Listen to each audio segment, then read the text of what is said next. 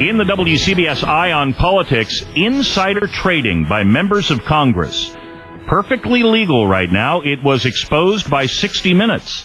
Now the Senate has passed a bill to ban it. The House is moving toward doing the same thing. Congressman Jim Himes, Democrat from Connecticut, you are among those, sir, calling for an end to this privilege for members of Congress. That's right, Steve, and I'm proud to be one of those pushing this bill hard in the House. I'll tell you, proud is not quite the right word. I mean, it just amazes me that such a measure is necessary. You would have thought that grown adults would know better than to trade on information that the general public doesn't have, but unfortunately it does seem like legislation is necessary. Unfortunately, thanks to the good work of 60 Minutes and others, it looks like we will get this legislation passed, and maybe we can take a few steps towards restoring some of the public's trust in the integrity of the institution.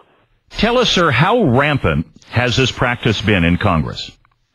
Look, I really don't think it's rampant. First, start with the fact that most, members, by far the majority of members, don't get access to much in the way of inside information. We go to committee meetings, which are open to the public. Much of what we do is on C-SPAN.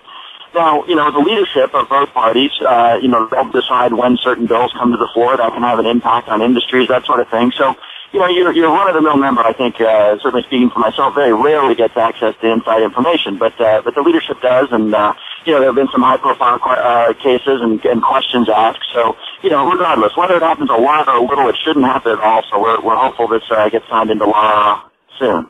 Congressman, I would be remiss if I didn't ask, have you personally ever benefited financially from this currently legal privilege?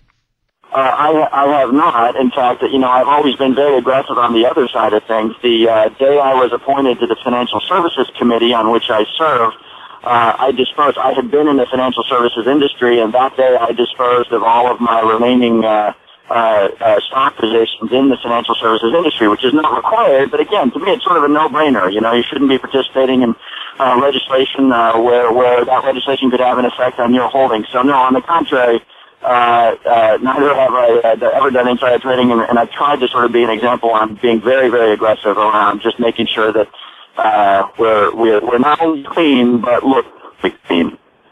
The Senate voted 96-3 to ban this lucrative practice. It has made some members of Congress quite wealthy. Even with that wide margin, there must be some grumbling in the halls of Congress. Well, I wouldn't say that. Look, I don't think there are allegations that insider trading per se has made members of Congress wealthy. There are allegations out there, some of them were highlighted in the 60 Minutes piece.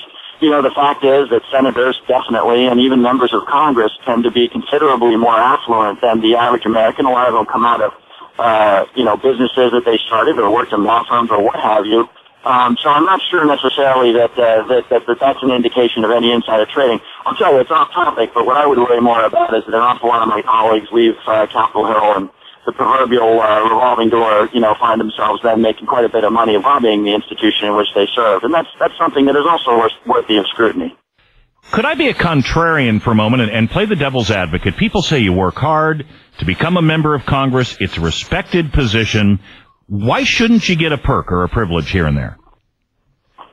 Well, look, we're very, very fortunate. First of all, there's not a day that goes by that I don't feel privileged to have the confidence of the majority of my constituents. Secondly, it's a high-profile position. Your judgment and affects national policy, and hey, we get pretty well taken care of. Our salaries are just fine. Our health insurance is just fine, and so no, I don't think we need a lot more in the way of perks and privileges, and certainly not those that are clearly unethical, like insider trading. You expect this to sail through the House, Congressman? Well, we'll see. We've been working hard to get the majority leader to bring this to the floor. I've got a petition going to try to make that happen. Frankly, you saw the vote in the Senate, right? 96-3.